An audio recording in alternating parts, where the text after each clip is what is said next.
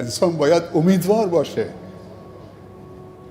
به رحمت رب العالمین. نگو من خیلی گناه کردم، نجس شدم، آلوده شدم. 2 نفر حق ندارن این حرفو بزنن. یکی خودت حق نداری به خودت بگی من دیگه نجس شدم، پلید شدم، خدا منو نمیبخشه.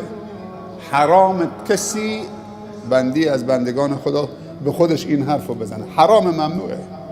نفر دومم کسی حق نداره به کسی بگه من حق ندارم به تو بگم. اگر یک مست سکرانی تو کوچی دیدم که عربده داره میکشه، حق ندارم ای نجس پلید پست، خدا تو رو نمیبخشه. هر لحظه احتمال داره اون فردا توبه بکنه، من برم جای اون بیاد جای من. این جرأت رو به خودتون ندید که به کسی با 4 رکعت نمازت بگی خدا فلانی رو نمیبخشه، حتی که همیشه سکرانه. اگه دوستش دارید تلاش بکن که اونو نجات بدید، ولی قضاوت حق تو نیست، اونو نمیبخشه. تو چی کاره هستی تو رحمت خدا؟ اینقدر شرابخوارا و عیاشا و هنرپیشه ها و خواننده هایی که یک عمر عیاشی کردن آمدن شخصیت های بزرگی و دعوتگران و مصلحان بزرگی شدن.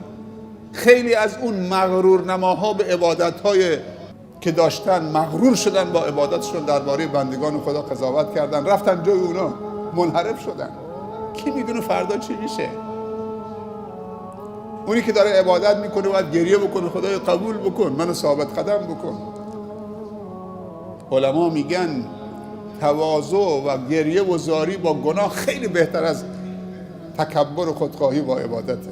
یکی از سردسته های بزرگ راهزنا، اگر اشتباه نکنم عیاض، یه زمانی رفته بود شب روی دیواری که بپره تو خانه، سبحان الله، رو دیوار منتظر بود که بپره تو خانه. یک دفعه صدای آیی از داخل خانه شنید که صاحب خانه شب به نماز ایستاده بود، زمانی که این رفته بود چه اون خانه رو بزنه. قدیم خود دیگه برقی نبوده، سر صدایی نبوده، خلوت، رو دیوار نشسته بود که بپره. یک دفعه صدای آیه شنید که بعد از سوره هم اون صاحب خانه داره میخونه الم یأن للذین آمنوا ان تخشع قلوبهم لذکر الله. آیا وقتش نرسیده کسانی که مؤمنن، مسلمانن، بر بگردن و دلهاشون بتپه و بلرزه برای خدا؟ وقتش نرسیده؟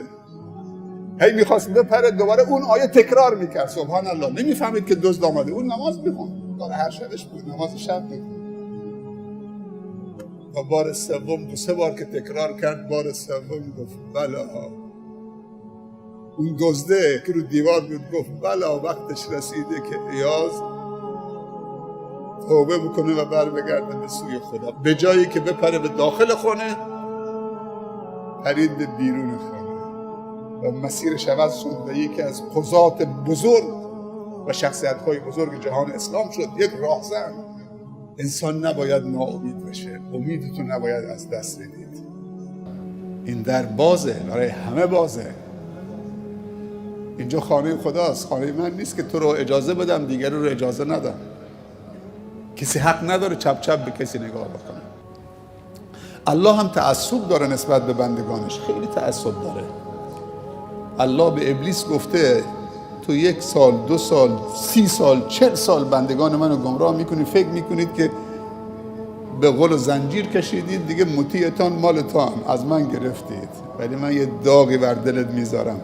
بعد از 40 سال 50 سال که این بنده منو شکار کردی، در قبضه خودت گرفتی، یه لحظه یه جرقی براش ایجاد میکنم، یه توبه نصیبش میکنم، تلاش 50 سالت رو برباد میدم. من اجازه نمیدم بندگانمو ازم بگیرید. الله غیرت داره، تعصب داره نسبت به بندگانش. این تعصب خدا نسبت به بندگانش و مهرورزیش. خدای نگاه به خطاهای ما مکن، به اشتباههای ما مکن، به گناههای ما مکن. نگاه به اون رحمت بیکران خودت بکن که از خشمت سبقت گرفته. سبحان الله. یک قطره رحمت تو میتونه گناه 100 ساله ما رو برباد بده، ذره ذره بکنه، بسوزونه. إن أصحاب الجنة اليوم في شغل فاكهون هم وأزواجهم في ظلال على الأرائك متكئون لهم